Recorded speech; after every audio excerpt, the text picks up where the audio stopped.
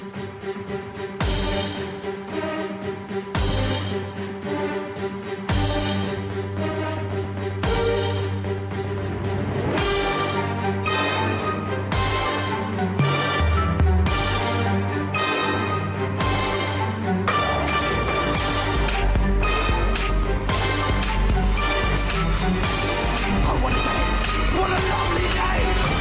to the Flat Earth Debate Live.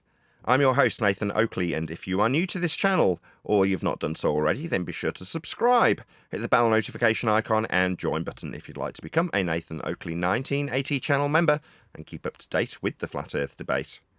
If you would like to support the channel, there is a super chat that runs alongside each of these shows while they are live, and there's also a coffee, Patreon, crypto, and thanks button in the info box below the video. Most importantly, if you'd like to join the discussion, simply mute the page you are currently watching, then click the link in the info box below this video to join the panel and express your views on the nature of Earth. If you do join, please don't swear. If you do, you'll be ejected, and if you are, please don't try to rejoin the stream using sock accounts. You'll be warmly welcome back on the next stream. Please also share the show on social media. Sharing the show obviously increases the live audience, but this in turn increases the chances of a more diverse panel, so please share the show on Facebook and X. And we are joined by the Adam Price, Neil, and a whole bunch of people in the Flat Earth Debate Discord server. So, welcome one and all. How are you? I'm good. How are you? Good morning. Good morning. So, we've been joined in Discord by somebody who's disappeared from the subject of Flat Earth for 5 years and has come back and is now asking us about some of the Flat Earth prerequisites that must be measured by our opponents when they suggest that they calculate the world into a spherical shape after measuring things like elevation angle measurements, linear distances, flat Earth for heights off it. There are all sorts of different descriptions of a flat Earth that must be measured in examples that are suggested to prove balls. But we, in reality, only ever measure a flat Earth. So that was the discussion in the pre-show. Check it out if you're a member. Any evidence of the distance to the sun?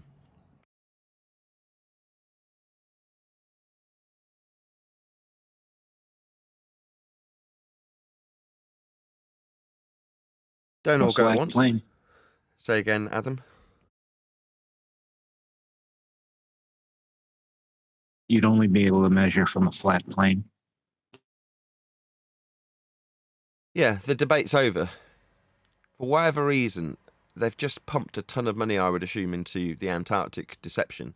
And therefore, for that reason, they need people to be disbanding, present tense. As Jaron and Whitsitt waste endless hours arguing about nothing, never mentioning that Earth is measured flat. So that's what we're currently in the midst of. Hence, it's incredibly quiet here currently. There we go. If somebody's come back to the fold after 5 years, it's nice for us to be able to tell them Earth's measured flat, there is no debate anymore. It used to seem like there was a debate. Half the shillery, as we would now describe it, is the pretend flat earthers creating the impression that there's an argument to be had. That's why I get a little irritated when people say things like we see too far. No, we don't. We measure a flat Earth and then calculate the inference of sphericity into those measurements of a flat Earth to suggest that we see too far.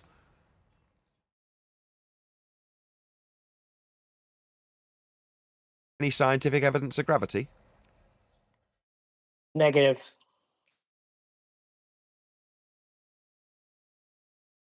About any evidence that you can acquire an elevation angle measurement from a curved baseline? It's funny you should mention that, because what they're saying now is that the elevation angle, the lines you're talking about, are both imaginary. Like, they always try to take it away from the ground. Yes, we're imagining a line, but it's where the observer is standing on. That's the flat plane of reference. So yeah, but they're trying to make it like they're both imaginary lines. Well, they can do what they like. If they want to suggest that they're getting sphericity from it, it's like you can't say, well, I'm going to make these imaginary measurements that don't reference Earth. There's nothing to do with Earth. And then with those imaginary measurements that don't reference Earth, that isn't flat for the straight lines and heights above a surface level, we'll just ignore all of that. Then, and only then, after we've got those flat Earth measurements that we say aren't from a flat Earth, then we do the sphere bit. And then it is definitely sphere-shaped, the ground, definitely. It's only when we're measuring it flat that it's nothing to do with the ground. But after the calculations, it is. A sphere, that is.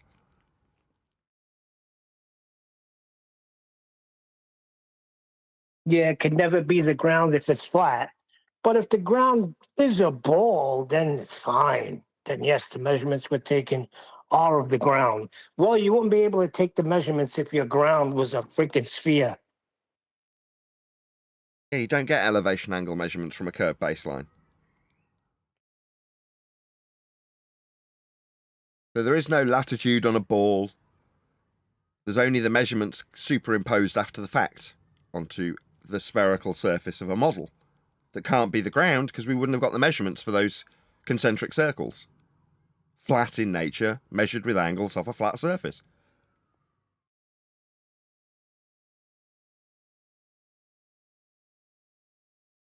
Any evidence of Earth curve?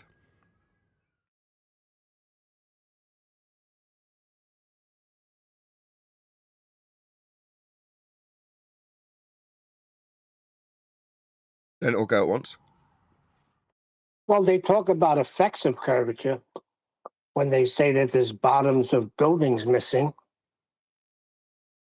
At a linear flat distance. Oh dear.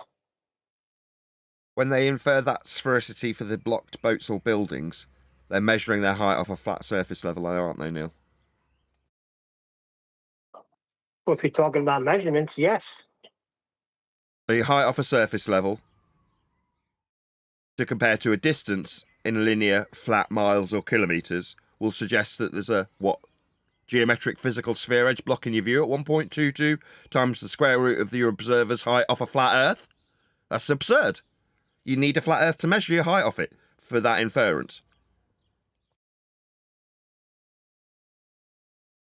You can't say I'll measure my height off a flat Earth and then tell you how curvy it is. That's stupid. I was going to say, yeah, but guy says to me, bottoms of the ship disappearing. But what gets me is like, they'll say that, but then, like, then we'll say, oh, then train tracks touch in the distance, you know, and they don't agree with that, like train track. So, like, you know, it's like they contradict themselves. Yeah, meanwhile, the distance is going to be a linear distance in miles or kilometres that will require the surface to be flat to infer the distance. Same with perspective. The train tracks meeting a point in your vision. That also requires a flat surface to describe.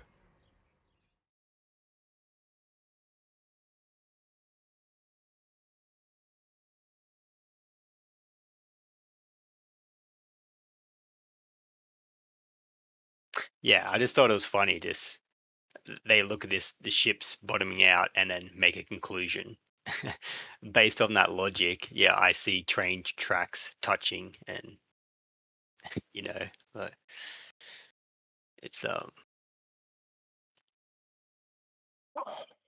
Convergent Droid put something good in chat. Linear is defined as arranged in or extending along a straight line. There you go. Yeah, like miles or kilometres. Correct.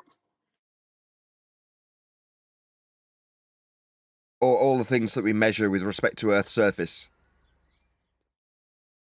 Yeah, we deal with Earth as a plane.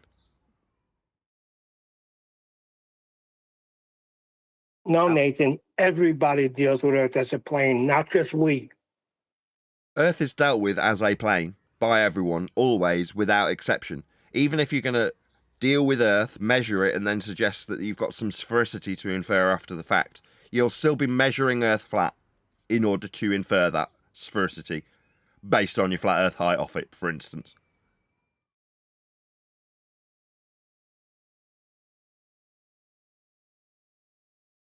Yeah, if you're watching this and you end up in discussions, because they're not debates, there's either somebody ignorant debating with someone else ignorant of the flat Earth we measure, while they whistle past the flat Earth measurements they'll both be using.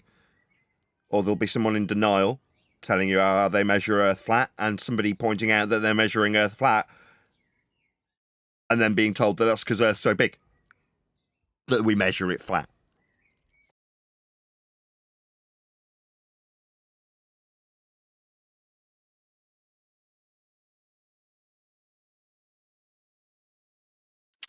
Well, there's a new argument. Oh, sorry. Oh, good. Me and my friend were discussing it today about.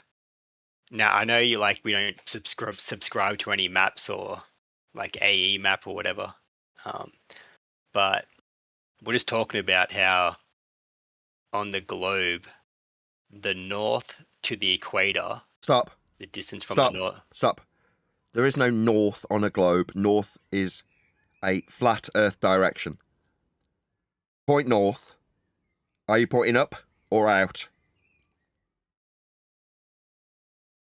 That's a good question. We're just comparing.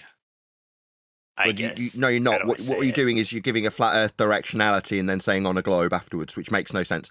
I know you're telling me what your debating partner on a ball thought he was doing when he said, when we go south on a ball, you don't. It's the end of this discussion. You want to use south? Earth must be flat. It's a flat direction. Carry on. Well, is there any point continuing it? Like, you Not shut it really. down? I mean, once you say south, that's kind of the end of it, because you're going to get on your knees and acknowledge how flat Earth must be to say that word. North, south, east, they're all flat Earth directions. Put a compass on a map and tell me south is down. And I'll look at you like you're a wanker and say, no, it isn't. You're a stupid wanker. What's that, south on a ball? Wanker. No, it isn't. Go and look at a compass. You stupid retard. That's what I'd say to them. So when they start their discussion with south on a ball, yeah, I'm just going to look at them like they're a stupid, retarded, globe-believing spastic. Yes, it is the end of the discussion when they use a flat Earth prerequisite for directionality. Then you tell them, get on your knees and acknowledge how flat Earth must be for that south or north. And if they don't, you say, well, we're not going to go any further because there is no directionality on your stupid ball. There's only flat Earth directionality that you've just given. Well, there was a time that they could get away with that, Nathan. Not anymore.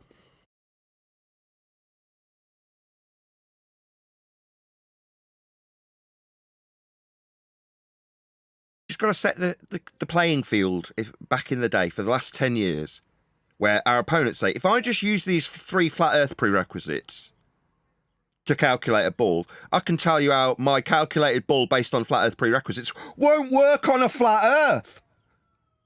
That was the game.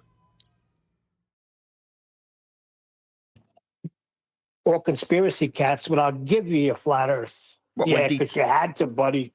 Yeah, when detailing perspective. Yeah, he shortly after left the arena and gave his channel to someone else who ended up screaming my name into the alleged Antarctic snow when I asked him about the measurements that he'd taken for the 100th time. Now, our opponents on the ball suggest that they've told us hundreds of times, that you measure a flat Earth? I've actually got documented the 100 times I told McToon that, like on screen now, the elevation angle with respect to the north that's flat in this diagram for the sun would require Earth be measured as a horizontal plane of reference for the angle that they measured in a place claimed to be Antarctica. I don't know, probably lies, probably wasn't, but who cares? If it is Antarctica, probably not, probably bullshit, probably CGI, probably them in a studio, for all I care. They're measuring a flat Earth in a studio, though. What's that? They definitely were in Antarctica measuring flat Earth elevation angles to the sun.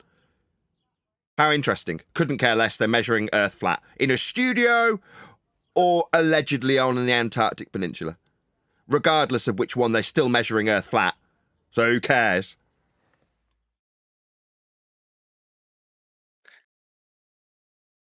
Well, in the video you're going to review today, people think otherwise.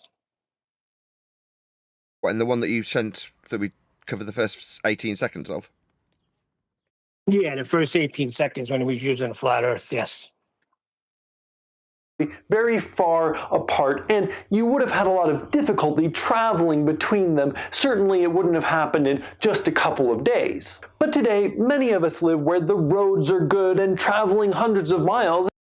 Miles? What, like a linear flat Earth distance, prerequisite for the maps that have got scales that are only capable of description with respect to a flat surface? Those sorts of miles, son.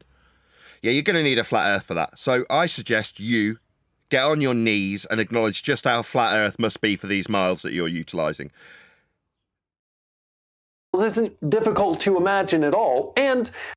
Okay, so you will understand in your imagineering that Earth is measured, not imagined, flat with miles. You understand that, son, right? I'm going to take notes. We'll get a list together for this kid. He says it's not difficult to imagine what flat Earth prerequisites in the form of linear distance measurement for miles. Yep, so that's point one. Are you going to get on your knees and acknowledge how flat Earth must be for miles? If not, why the bloody hell are you using them? You don't actually need to have a well, just a stick will do. Because of this, I set out to measure the size of the Earth for myself. First, I need to find a way to measure the distance between two cities. Sorry, the distance measurement is a linear distance. I just covered this. So immediately you're into utilising flat Earth prerequisites for this example. Not okay. We are on the highway now, heading south, but I'm going to go ahead and... Heading where? South? That's a flat directionality that you've just described. Have you never looked at a compass? So you're going to travel in a flat Earth direction in a flat Earth measured distance, linear in nature. That's two. So point number two, if you're going to travel south, unless you're a retard who has never seen a compass, you understand and appreciate that south isn't down towards the bottom of a ball.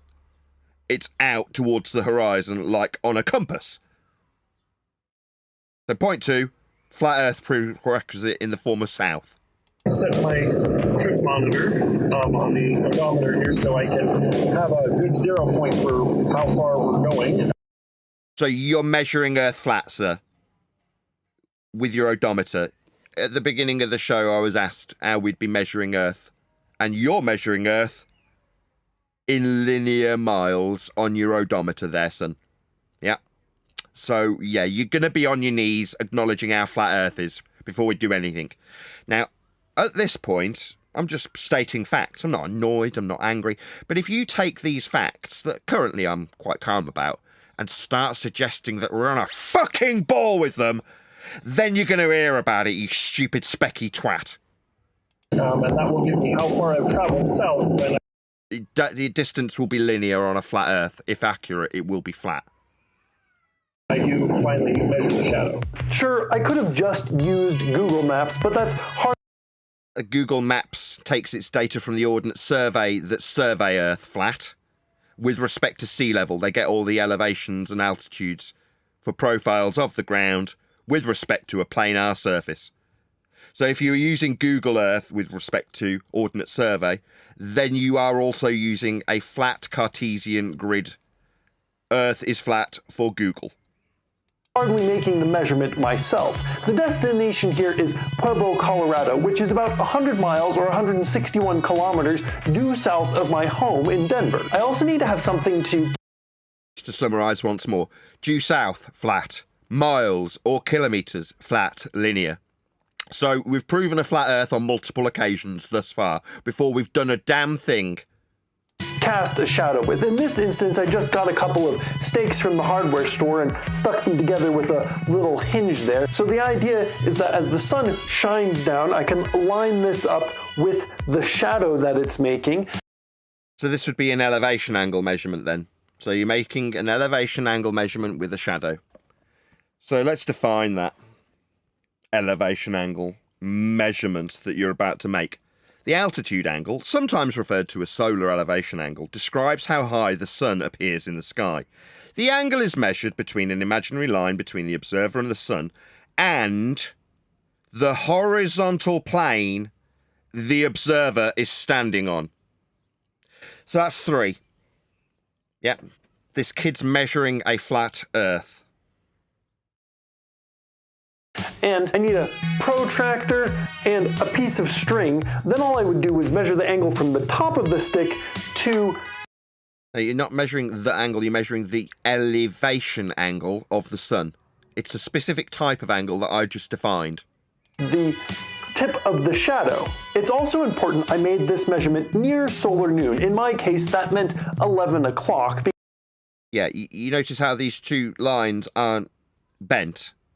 It's a prerequisite for it to be an accurate angle measurement that the surface is a flat surface, for it to be a straight line for an angle. This is an elevation angle. It requires a horizontal plane, the observer to be standing on. He's denoting it with this stick along the ground. A flat earth, prerequisite and measurement. Because in Colorado, we're on daylight savings time. Then I aligned the bottom stake with the shadow cast by the vertical stake and confirmed with a compass that it was the horizontal stick on the ground. Yeah, you're measuring Earth flat. Pointing north. Pointing north, that would be a flat Earth direction.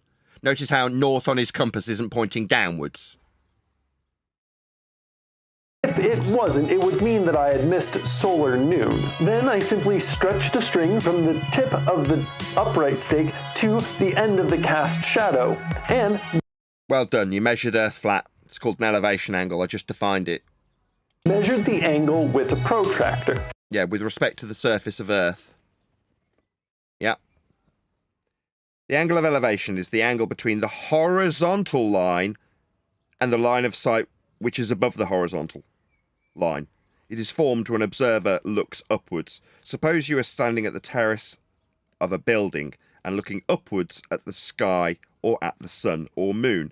The angle thus formed between your height from the ground level and the line of sight is called the angle of elevation. Nathan, Yes. is he using a protractor? Did I hear him say that? Yes. Oh, boy. Okay. 58 and a half. And then you have to remember to record your odometer that you set to measure your distance. So you got your flat Earth elevation angle with respect to a horizontal plane that you're standing on, and you've got your flat linear distance on your odometer. Okay, gotcha. Quite a few flat Earth measurements you've made here, son. We went a little bit over before we remembered to record the distance. It's 111. It turned out that it was actually about 108 miles, but my friend and I had been driving for a couple minutes before we remembered to record the odometer. Now, I wasn't able to measure the shadow again at my house the same day, because obviously I was in Pueblo, but I didn't get to do it the next day either because there was a blizzard and the sun wasn't out. On the day after, I did manage to make it. Now, this might have been a problem if it wasn't already close to the solstice. As you know, the angle that the Earth makes with the sun changes throughout the year. Why are you showing this diagrammatically? The angle is measured between the horizontal plane and the sun in this instance. Yet you're putting it into an orbital motion that would suggest that your measurement came from within the ball? Were you standing in hell when you just made your measurement? Because now you've got a plane of the ecliptic running through or bifurcating any ball that you would describe yourself standing on, not in. So maybe better understand your heliocentric descriptions, because you're now giving diagrammatical examples that would require you to be in a ball, not on a ball. The angle of the Earth's axis is fixed, of course. Right, angle of the axis runs through a plane. You need a plane of reference to describe axes for Earth in Copernican orbital motion with an axis. So you need a plane of reference to describe this mathematically also.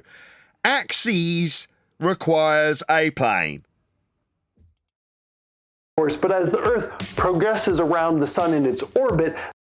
No, orbits is a derivation of elevation angle measurements to the stars put into a mathematical motion that you are now reifying.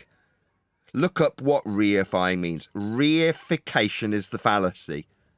It's the fallacy of misplaced concreteness, where you take abstract descriptions of things and suggest that they're real. Like being inside a ball in Copernican orbital motion. the angle toward the sun changes, and this Really? Looks to me like this axis bifurcates the ball. Yeah, it would need a plane of reference to describe this, and you'd be standing inside it to give this description.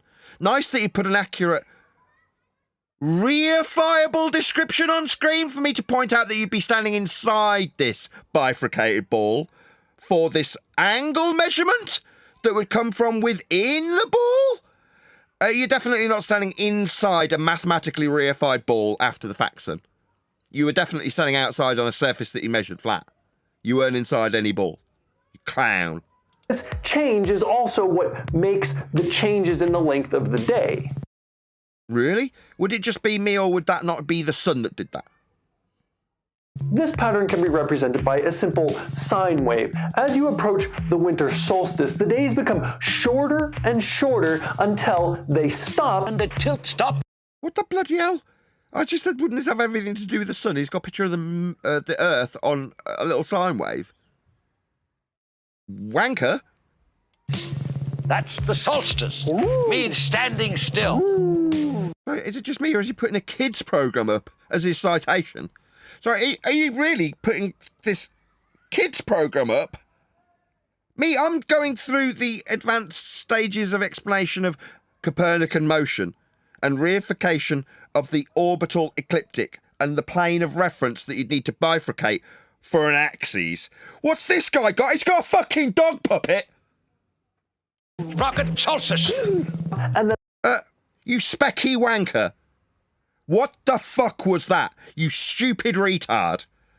Did you really put up a cited source of a dog puppet? Really? and they start to become longer. But take a look at the graph down here near. This is from 9 years ago. So this child is now a fully grown adult, isn't he? Yeah? He's no longer some specky little twat referencing dogs in kid shows. You're an adult now, aren't you, son? Yeah. So this is going to be that little bit more painful to hear back 9 years later. Near the winter solstice. If I move a little bit one way or a little bit the other way. Which direction are you travelling in there, son? You travelling north on a flat plane, or maybe south on a flat plane? Which direction? Because your directionality is going to be with respect to a flat plane. That's all you can ever reference. The total change in the length of the day is very small, whereas up here toward the equinox, if I move just a little bit along the time axis. The equinox is a description that's utilising a flat plane or Copernican motion to fix Earth at a particular time. The change in the length of the day is huge, and the corresponding angle changes as well. Oh, really? What angle would that be? We're going to measure that angle, are we? Are we going to be inside the ball to suggest that it's come from a Copernican motion within an orbit on an ecliptic plane at the vernal equinox? Is that what we're doing? I'm pretty sure we weren't inside the ball measuring this angle. No, we'd have to be on a flat surface doing that. I mean, obviously you can take those measurements and reify them into a ball model where you'd be inside the ball describing that angle, moving around a flat asymptotic plane called the solar system. But, I mean, if you do that, you'd obviously have to be inside the ball to describe the angle you've just described, which would be measured on a flat surface. Yeah, not inside any ball moving around the sun. Definitely not. This affects the angle. What's that you say, Woofer? Woof, we need a flat earth for that. Woof, woof. Angle of the shadow that I would be measuring. But down here. Measuring off a flat earth, son. You're measuring elevation angles. Yeah? The horizontal plane that the observer is standing on, end quote, sustainable by design. Near the solstice, it stays relatively the same from day to day. And when we get to the summer solstice, the small change in a couple of days doesn't make a great change in the length of the day. So all you southern hemispheres, Right, southern hemisphere, oxymoronic, son. Southern. Look at a compass, look at what south is, look at how we measure south. Hemisphere? No. We derive hemispheres from flat plane measurements of stars to create a view of the two planes, the sky plane and the ground plane, with angles through them. Then you can reify that view that you get, North Pole centric flat plane measurement also, into what is known as a celestial sphere or hemisphere, as you use that term. Now, you saying southern hemispheres, you think that's a ball that a minute ago you were driving an axis through and describing vernal equinox and the plane of reference that gives you the angle inside the ball. Me, I can summarise this stuff off the top of my head. You're a clown. You don't even realise how many times you've measured a flat Earth. Here, December 21st is still a great time for this project. So after 2 days, the sun did come out and I was able to make my final measurement. Excellent. 6. Sorry, is he inside the ball? In your diagram a minute ago, you had an axis. Now, you didn't show the plane of reference at the centre of it. I had to draw it on manually afterwards.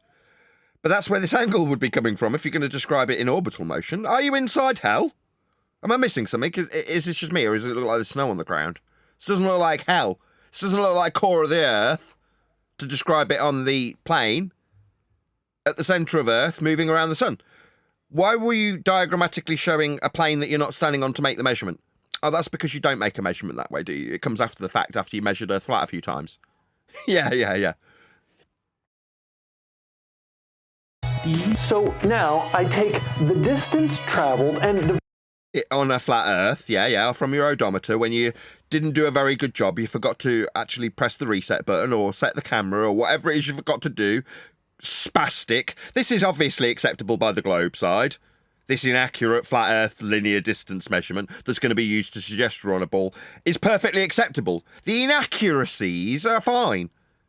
The fact that it was done on a flat Earth, I mean, it's not really the Earth, it's not the surface. divide it by the difference in the degrees. So the flat Earth distance that was inaccurately measured divided by the horizontal plane that you need for the angle, otherwise known as an elevation angle. So dividing a flat distance by a flat angle. That's 60 minus 58.5, which condenses to 1.5 degrees.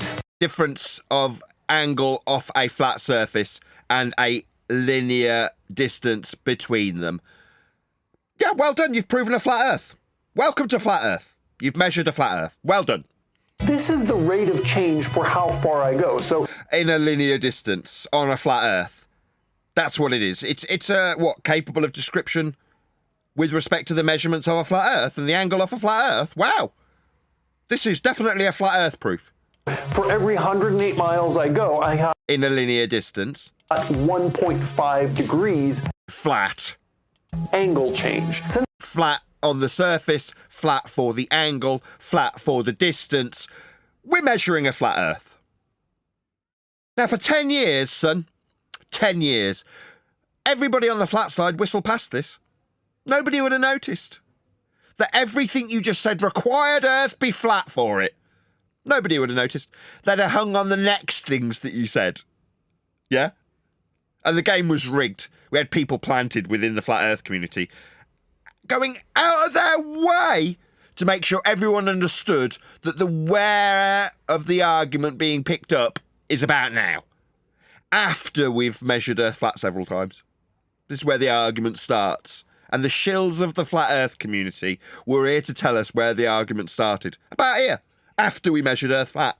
Since I know that the Earth is round, Oh, right. Well, I haven't watched this video, and yet I seemingly instinctually knew that that would be where you inserted the Earth is spherical after you've just declared how flat you measured it. Now, like I say, the shills over the last 10 years would have told us this is where you need to start paying attention. Now he's told you that if Earth's a ball, we all understand that if Earth's a ball, right? We're all on a ball then, right? Don't worry about any of what's left on screen. That's flat Earth prerequisite in the form of 108 miles. Or the difference in the angle measurement at 1.5 degrees with respect to a flat planar surface that was measured for the angle. Just ignore that, because if Earth's a ball... No, it's not. You've just measured it flat. So should we just ignore this linear distance because you've just said if Earth's a ball? Well, then we haven't got a linear distance on it, you stupid retard. Then we haven't got a flat Earth elevation angle measurement with respect to a planar surface. The horizontal plane the observer is standing on. We haven't got that anymore. So if Earth's a ball, we can just take a giant steaming shit on these two numbers on screen. Because you don't have them anymore. So, at this point, when you ask me if Earth's a ball, or invite me to beg that question with you. I say, well, no, we're going to have to take a little pause in the affair here, because you need to do something. You need to make a choice.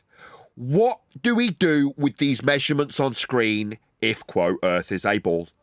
Do we kick those measurements of a flat Earth to the curb because Earth's a ball now? So we don't have linear miles and we don't have elevation angles then, if Earth's a ball. So no, we won't be using these measurements to make any further examples, will we? Because Earth's a ball now. We've just assumed it. And pissed in the face of the flat Earth measurements we need, because they're on screen still. So obviously, if Earth's a ball, we don't have these. That'll be the end of this example, because we won't be using the flat Earth measurements to suggest Earth's a ball, because we've got flat Earth measurements. We've measured Earth flat. And you don't want them, right? Because Earth's a ball. Oh, you do want them? Then you're gonna get on your specky twat knees and acknowledge that Earth is flat for them. Not ignore how flat must be so I can suggest we're on a ball with my flat Earth measurements that I won't acknowledge as flat. You don't get to do that anymore in 2025, you specky retard. You don't get to suggest that the flat Earth measurements can be utilised on a ball because they're flat. So you're caught between a rock and a hard place. Either you get on your knees and acknowledge how flat Earth must be for these numbers on screen you're going to move forward with, or you don't.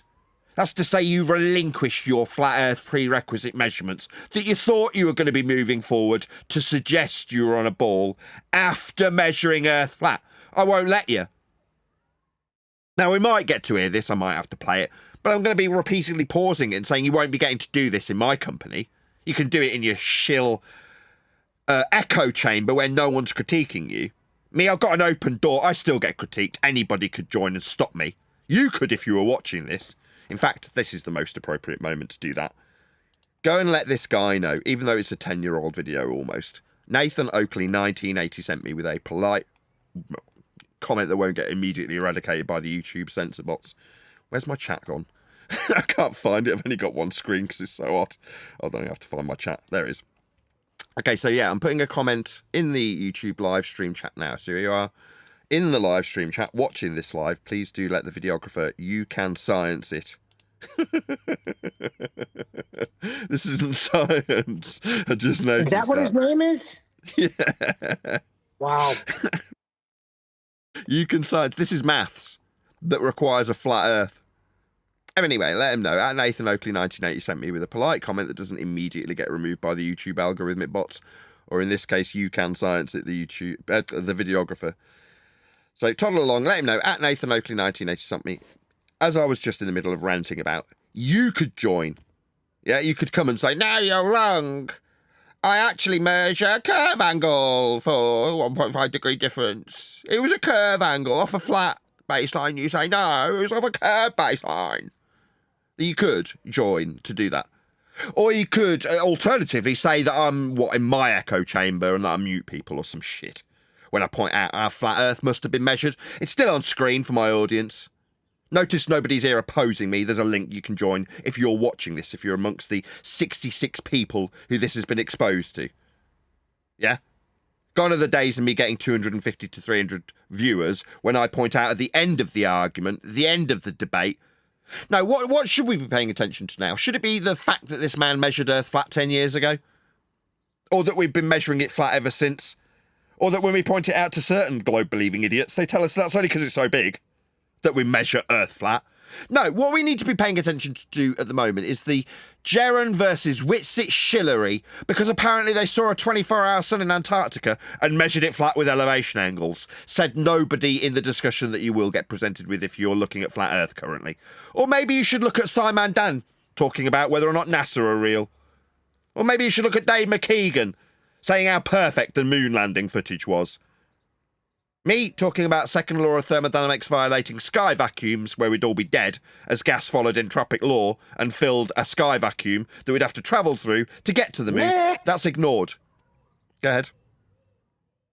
Come on, Female Mayday. mix. Go ahead. What's up, buddy? Chalker, you're off mute. Okay. Well, morning. All I have to do is multiply this rate times 360 degrees to get the total distance all the way around the Earth. So No, all the way around the Earth is an extrapolation after flat Earth measurements. for this full circumference, No. You're measuring Earth with a flat angle and then saying that the angle you measured is now a curved surface line. You're bastardizing the original measurement by curving the line that you just measured flat. Furthermore, your linear distance isn't a linear distance anymore if the surface was curved, when you just measured it with miles flat with your odometer, inaccurately. I got 25,000. No, you didn't. These measurements are extrapolations from flat Earth linear distances. 920 miles, or about 41,700 kilometers, which Linear. is about 1,000 miles or 1,700 kilometers too big. But still, It's not anything too big or too small. It's an extrapolation from flat Earth measurements, prerequisites like angles, off a flat surface. It's nonsense. that's within 4% of the accepted size of the Earth. And Accepted? I thought we were measuring it. Meanwhile, what you've done is measure a flat Earth and extrapolated it out poorly. that's not even attempting to count for the slight back and forth and extra side streets that I drove on. Oh, really?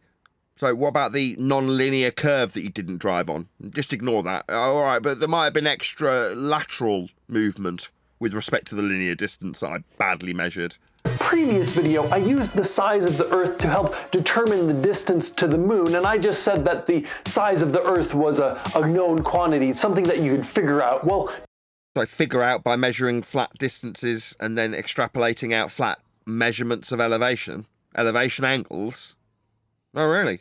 Well, no, your distance to the moon is a Copernican extrapolation that requires you have a scalar. now you know how it can be figured out.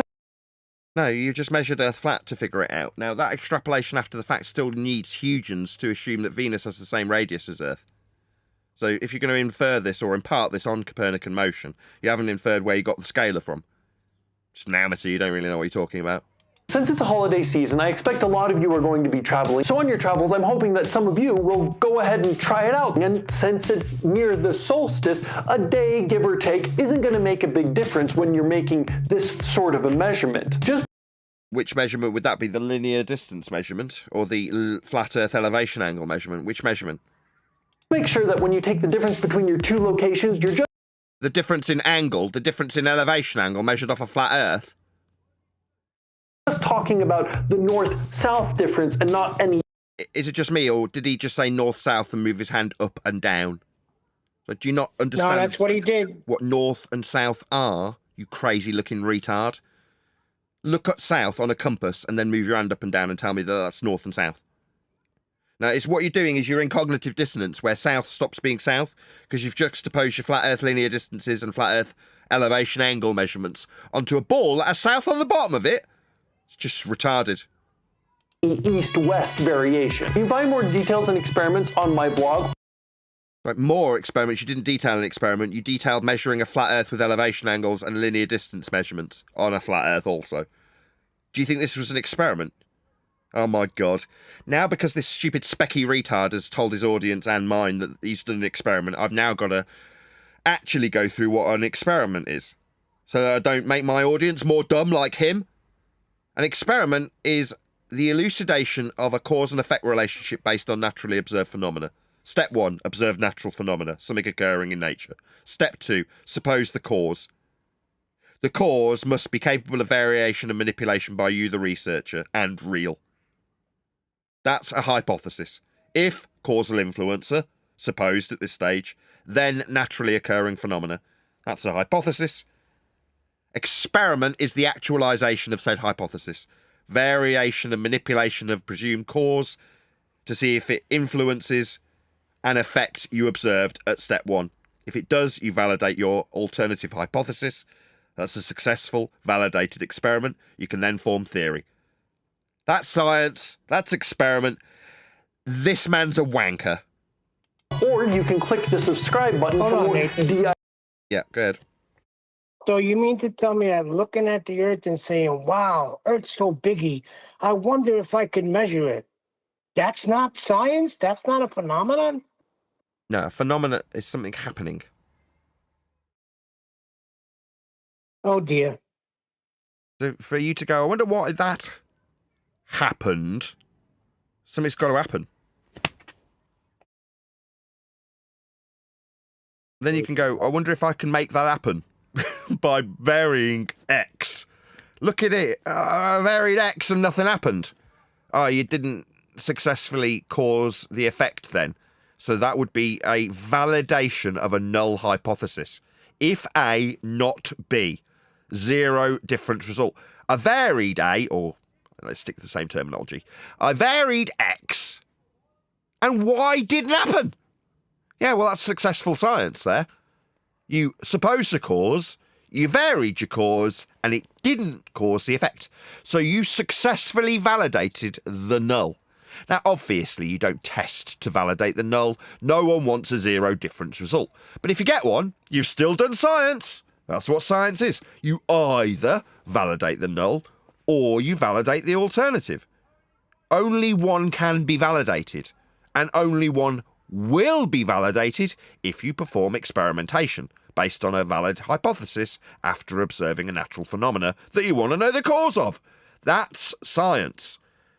I'll say it again, this man's a wanker. DIY science experiments. If You don't know what that is. you do try this one out, I'd love to see your results in the comments because Right, try this experiment out. Wanker. Wanker.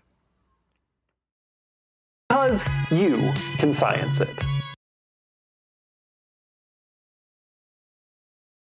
So he went Wanker. from measurements to science? Wanker. Wow. Yeah, wanker. That's it, that's the end of the video. Sorry about that. I didn't know it was 9 years old. It just came across my path. I figured it would be good. No, so it's good. It's 9 years old, but that's good because it shows how nothing much has changed except what we do at the height of our censorship. This is the peak of censorship currently, what we are suffering.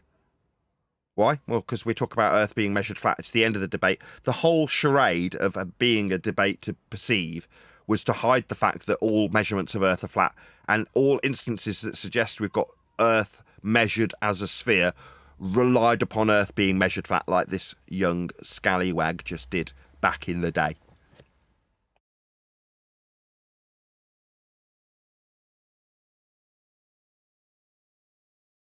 Amazing, really. We've been doing this 10 years, and for 10 years we've had to put up with this crap. Go ahead. Go ahead, whoever that was. The entire time. The entire. That's the clue. I got to measure the curve. Got the entire time and measure the curve. That's all I got out of that.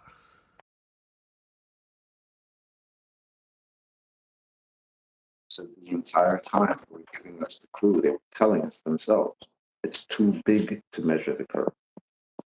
Yeah, I think I got it all that time. They did. This entire time they've been telling us it's too big to measure the curve. So big, it's measured flat. And at the same time, they had boats going over the horizon. Okay.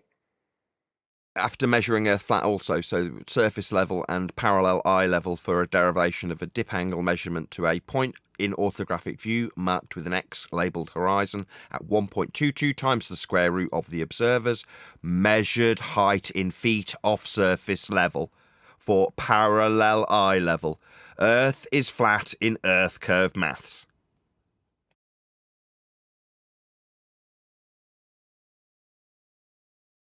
Who'd have thunk it? The whole time they were using flat Earth measurements. This, for my audience's benefit on screen now, is the ecliptic plane. This is describing vernal equinox, as labelled in brackets at the bottom. This is what that kid had bifurcating a globe to suggest angles could be measured from within. This is what I was trying to describe. Now, he didn't describe it in this way. He hasn't got a clue. He didn't have a clue then. He probably wouldn't have a clue now, even though he's 10 years older.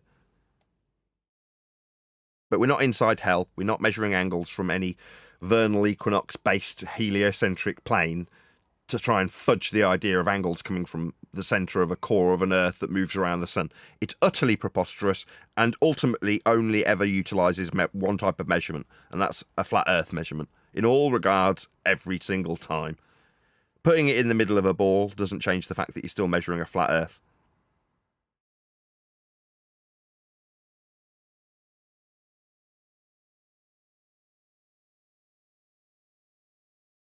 Right, I'm going to do a quick plug. So, be here or be sphere on the Quantum Eraser YouTube channel. 7 p.m. UK time, 1 p.m. Central Standard for Quantum Eraser Live interactive panel show. I think there is actually a link published to that show as well, if you did want to join. So once again, be here or be sphere on the Quantum Eraser YouTube channel.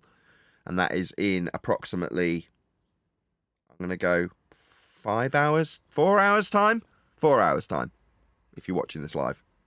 But yeah, 7 p.m. UK, 1 p.m. Central Standard.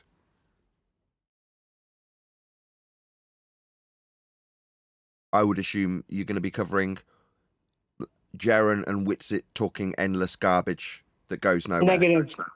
Negative. That we're doing James Tor again. Who's James Tor? He's the what do you call it? The biologist,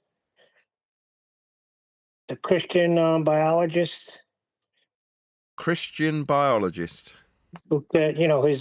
His cases for creation. Huey did a couple of his videos before. Is he on our side? No, he's a heliocentrist muppet. He's a heliocentric creationist. Exactly, and it doesn't line up with scripture, so I'd like to know how he's going to freaking fit that. Okay. It's a weird one, isn't it, when you've got the offshoot of Christianity that becomes the essentially Church of Copernicus, with heliocentric motion being taught by Christians in church schools. So here in England, we have the Church of England school system where people are taught heliocentrism via the church in their local schools. Now, I don't know how that's classified in the States or anywhere else, but certainly here, that's just the religion of the day being taught in the standard school system by the church. And they're not ashamed of that fact when they teach you in a church school.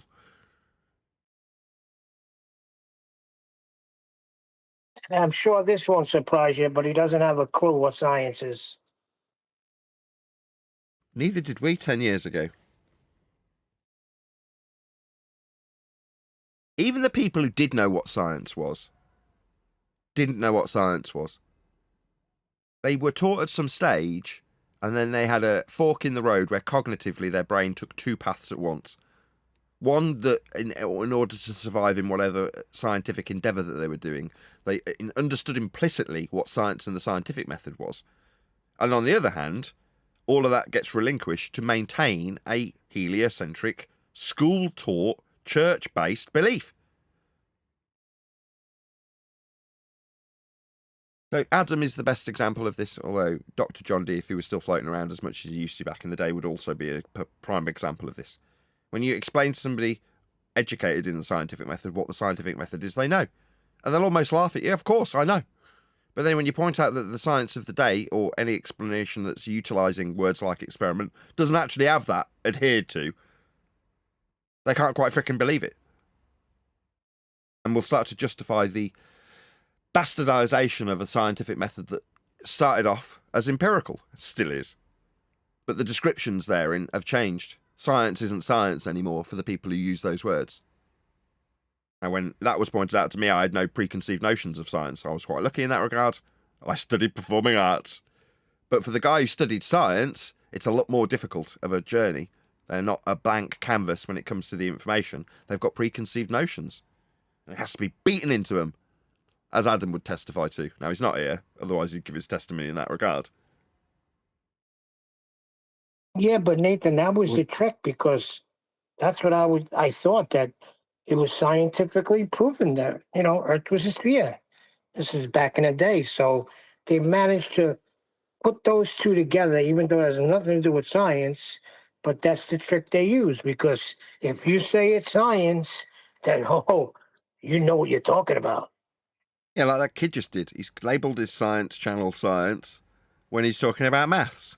And then he says that you can do your experiments too after describing measuring a flat Earth.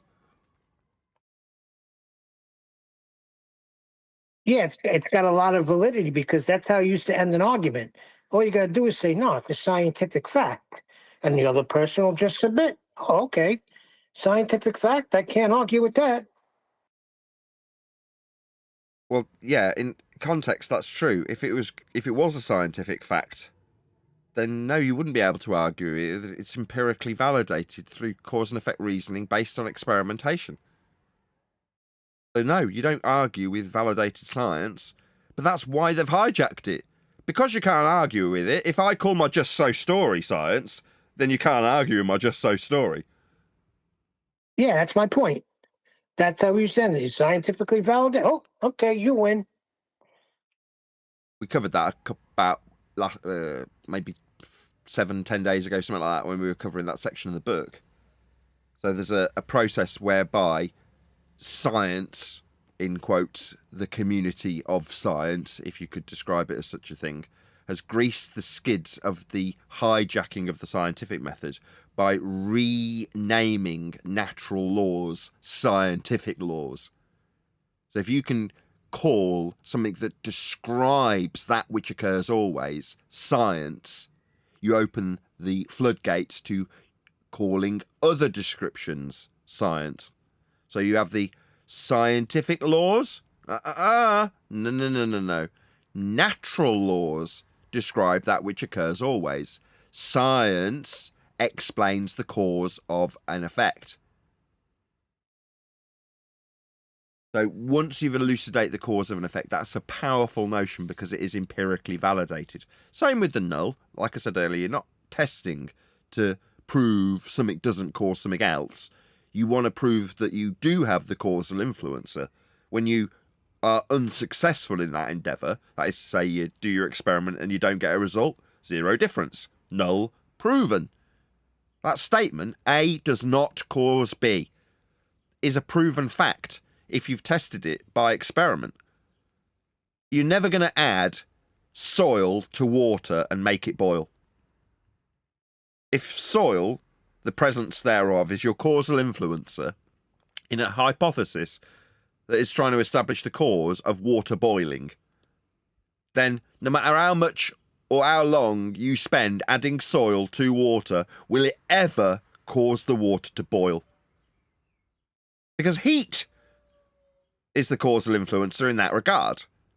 You can validate it by experiment, but if your null hypothesis is validated, I think the amount of soil in the water is the cause of it boiling in this hot spring.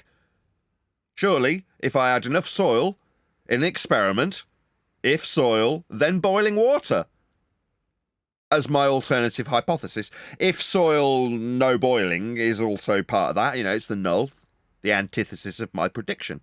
But I add my soil, and zero difference result. Confirmed. Tick. Proven. Empirically. Never to change. Soil will never cause water to boil. It is not the causal influencer. I can say that with scientific certitude. That is experimentally valid. Those descriptions and words, science words, are contextually and accurately being utilised by me in this discussion now. When some specky twat tells you that after measuring linear flat Earth distances and flat Earth prerequisite elevation angles, that's you sciencing it! Tell me about what your results were below! Wanker. Hijacking terms, in this case for maths, to suggest the empiricism of experiment. That's why they do it. So that suddenly I've mathsed, with flat Earth measurements, the sphericity of Earth. And it's science, so you can't argue with it. That's the game. You got it. Exactly.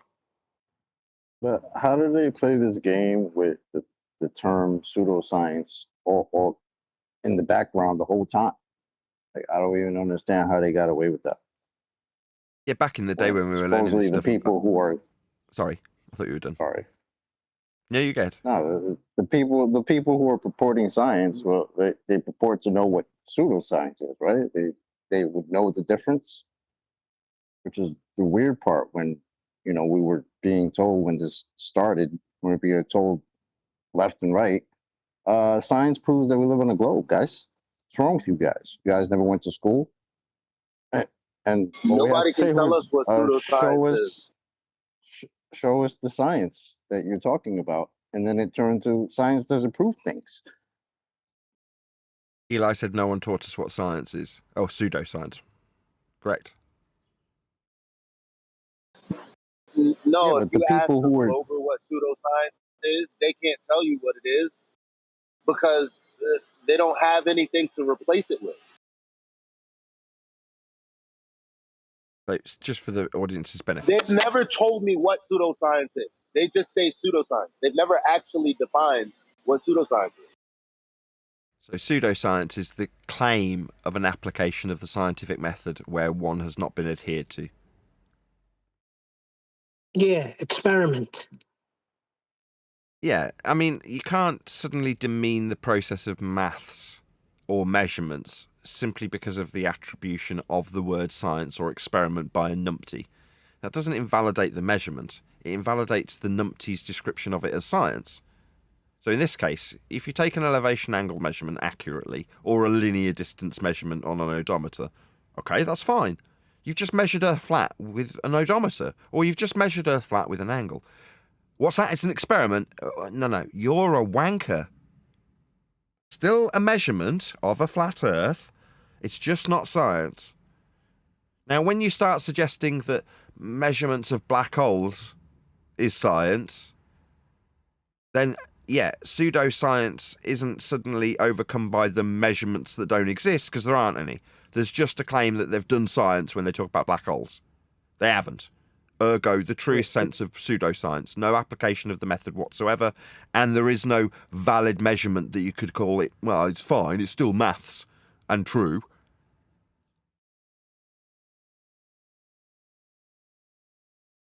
But if you call it science, then it's validated. Nobody argues.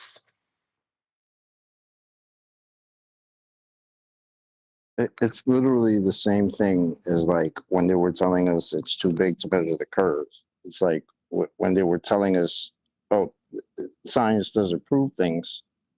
It's like the light bulb went off like, oh, so all the things that you basically told us were science that proved the globe, you never had in the first place. Oh, okay. That's interesting. That all the science that you said every day, you wanted to tell us about how science proves this and science proves that, right? Now, all of a sudden, science doesn't prove things. So you never had any science in the first place. What about when they used to say the whole body of science knows it's a globe? Yeah.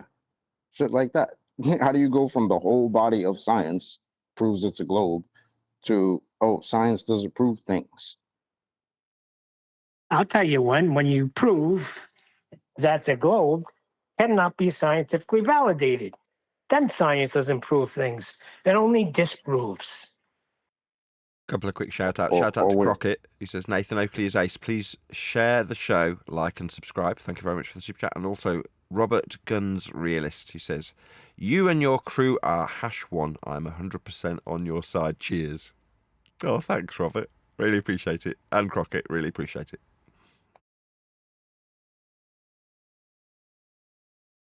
Who's that, Guns? What's up, Guns? How you doing? All good. But you guys pick up what I'm putting down, right? Like, they have never, like, I've asked when a Glober says you don't know what pseudoscience is, like, I'll say, well, this is what I mean. Here's the method. Now, what do you mean? They've never just said, you know what, this is the definition of pseudoscience. Because what are they going to say? Well, if they Yeah, define they'll trap pseudoscience, themselves. it undermines everything they say when they try and suggest that the heliocentric model has been proven scientifically. It's like, well, without cause and effect reasoning and experimentation, you don't have science. Therefore, by definition, all things claim to prove ball are pseudoscience. By definition. They don't want to do that. They don't want to get anywhere near that. Also, defining that actually puts a point on what the scientific method is, because they like to claim that there's so many scientific methods. You can do this and that and the third. Well, definition of pseudoscience is it's what's purported to have gone through the scientific method, not methods, none of that, just the method. And if you portray something as going through that method and it hasn't, that's pseudoscience. So they wouldn't want to point that out, Eli. You know what I'm saying? Like they wouldn't. Why would they do that? Because that would just hurt them. And Yeah, their they'd hang little argument themselves. and their little argument of, oh, there's all types of methods and shit you could do. No, just establishing cause of an effect. That's it. Well, it's the type of science they're teaching right now in schools. I don't know if you guys have children that are going through schools, but it's a falsification theory that pseudoscience is something it can't be falsified or confirmed. That's what's kind of what the method they're talking about. It's called Poplar, the falsification theory of science. So Karl Popper used two different two different types of quote unquote science to delineate between falsification theory. He used Albert Einstein, and then he also used that Sigmund Freud. He says that one was the type of science was able to be falsified. That's what. So if it's not able to be falsified, that's what it's considered now to be pseudoscience. No, pseudoscience is just a lack of adherence to the scientific method, regardless of what Popper says it is.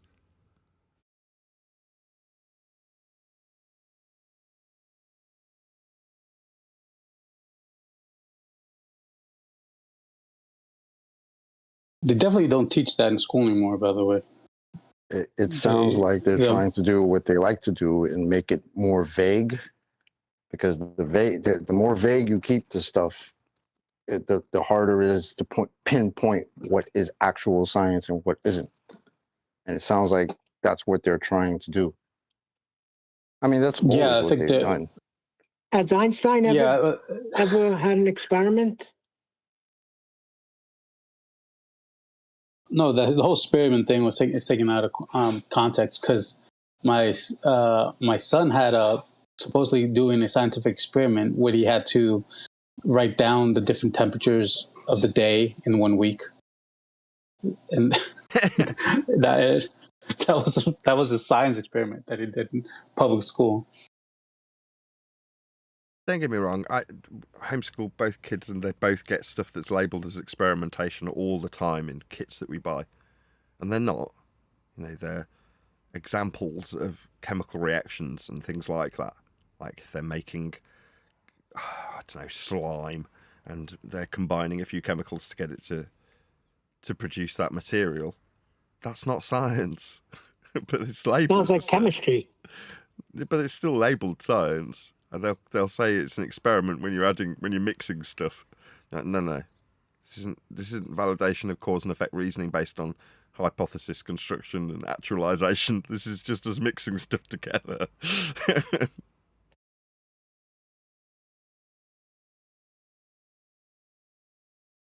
But yeah, you've got to grease the skids, right? You've got to have the kids appreciate that. You've got to abuse the term science plenty before kids reach 10. And they do, on all the TV shows, on all the movies, on all the commercials, everything. Pseudoscience. Right, anyone want the last word? Because I'm going to round out the live show. No? With that, I'm going to say if you are watching this on either Nathan Oakley 1980 or Nathan Oakley Premiering Streams, then stay tuned, as there will be an after show to follow. Unfortunately, if you are watching this live, this is where we bid you farewell. So another massive thank you to you for liking, commenting, sharing, subscribing, joining as a Nathan Oakley 1980 channel member and all that good stuff. Another massive thank you to Discord and G+ Panels for making my live show possible today. I've been Nathan Oakley and I will see you all in the next video.